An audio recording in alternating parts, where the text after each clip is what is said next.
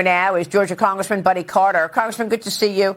Thank you so much for being here. Do you support this bill? And what is the issue with the Senate version? Is there just not enough spending cuts there?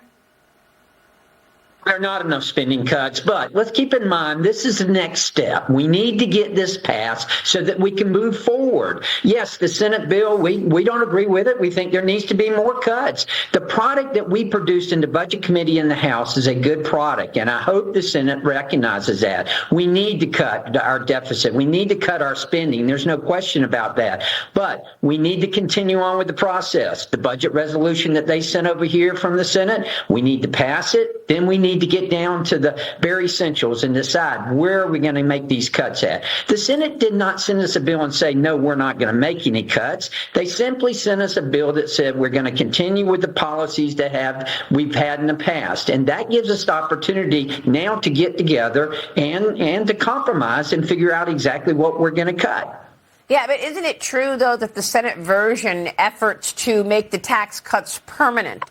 Are you able to do that? If we can get enough spending cuts, yes, we can do that. And that's been the case all along. You know, the Ways and Means Committee was given the opportunity to ratchet this, where if we did not get enough cuts, then they would adjust the tax extensions to 5 years or 10 years or whatever it may be. We want the tax cuts to be permanent. But if we can't get the cuts that we need, the spending cuts that we need, then we may have to make them 5 years or 10 years. That's all going to be determined by our negotiations with the Senate and what we can pass and what we can't pass. But, of course, you know that now that there has been so much volatility and questions over the president's tariff agenda, those, tax cut extensions take on that much more importance right now. We've got a rebound underway this morning in stocks after $6+ trillion in market value was lost in 2 days after the White House said that almost 70 countries have reached out to negotiate on tariffs and trade. President Trump threatened to veto a Senate bill giving tariff authority to Congress. 7 Republican senators backed the bill, while Nebraska Congressman Don Bacon is introducing a House version of it, Congressman. How do you view all of this? No, we don't need to limit the president's authority or his ability to use tariffs as a tool in his tool chest. It's working. Look, I know people are hurting. Whether you're a large investor or a small investor, it's not fun watching and getting your statement and seeing it go down. I can tell you from personal experience, it's not fun.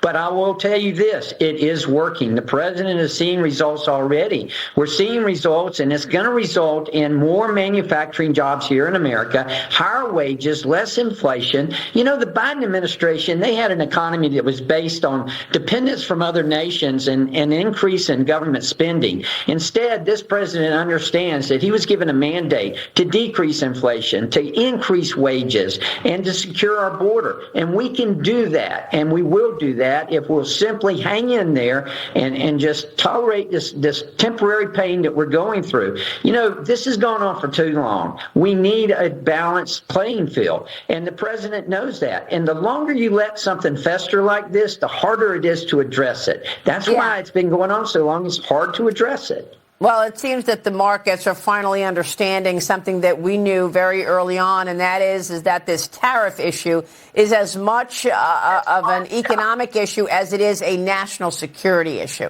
And getting that manufacturing and the supply chains back to America is of incredible importance to national security. Yet the Wall Street Journal editorial board is urging Republicans to pass a pro-growth tax bill to offset the president's tariffs. They write this: Mr. Trump's $700 billion a year in tariffs is the largest tax increase in recent decades, and Republicans should be thinking of a much bigger supply-side tax cut to offset the damage. I mean, you understand the importance of these tax cut extensions getting done as soon as possible to placate markets as well, Congressman.